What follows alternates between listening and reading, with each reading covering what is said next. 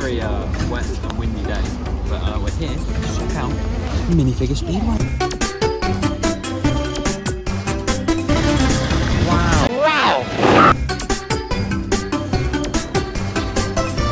Wet, as I just said in the intro, it was very wet and windy, and you don't want to be out vlogging and sort of prattling around when all you can hear is so instead I am here in my room making a video about me going there, with the occasional clip of me actually there showing you what's going on there, whilst being at the comfort of my humble abode, if that makes sense. But yes, Minifigure Speedway, the brand new roller coasters at Legoland Windsor, are being constructed at a rapid rate, and there's a massive piece of it that breaks a very strange world record. I'm telling you, you wouldn't expect it, and neither did I. It does look really cool, and to be able to go into the site and sort of see it from underneath was such an amazing experience. So thank you so much to Legoland Windsor for inviting us down. And if you enjoy these updates and you want to see sort of more, then please be sure to subscribe to the channel. It'd be greatly appreciated. So then, Legoland Windsor's brand new rides, the two Sierra boomerangs, I keep forgetting there's Sierra, not Vekoma, that run side by side, racing down the hillside.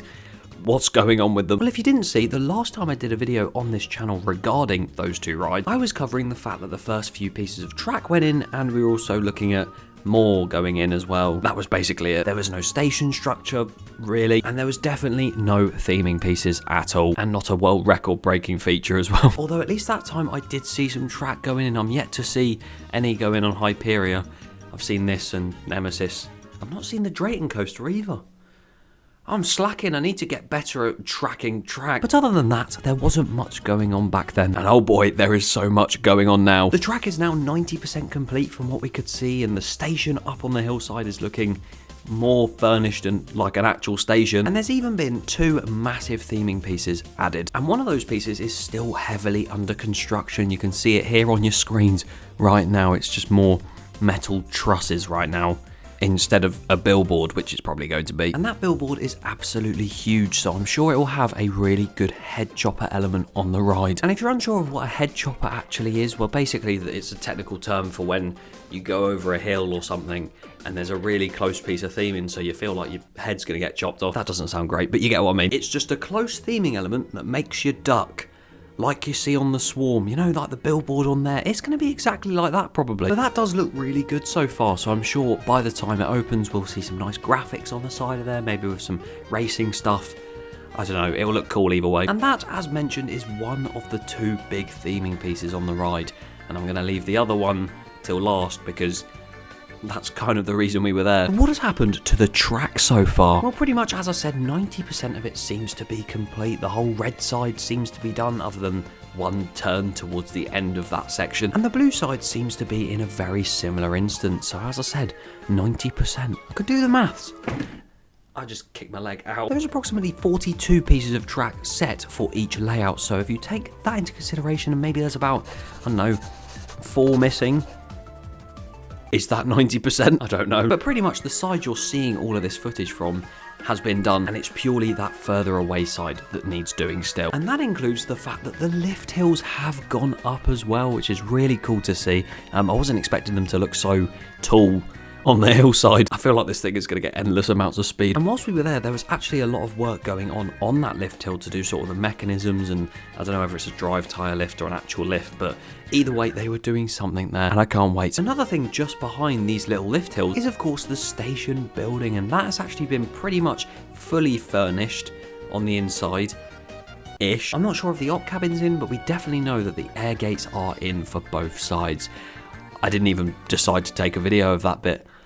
I'm an idiot. You got to trust me on this one. But yeah, you could see those air gates, and they're definitely in, and so is the track in the station. So last thing is the baggage hold. Oh, and also an exit bridge of some sort. And that actually brings me nicely onto my next point of call, the queue line. You can see the queue works its way down here, and I assume the entrance will be somewhere down there as well, which you can actually see in real life. You can see a lot of ramps and sort of pillar things going in. They were working relentlessly on that, so I'm very excited to see how well the queue line works and how many good views you can get off to the coaster and that world record, which I should probably move on to now. The whole time I've been mentioning about a world record breaking feature on this coaster. What could it be, you know?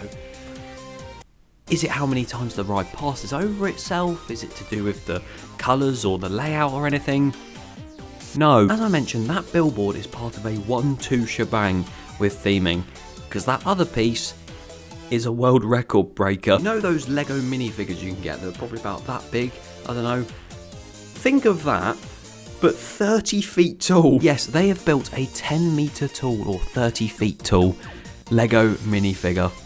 It's not really mini now, is it? And that is the world record, because that is the world's largest Lego minifigure.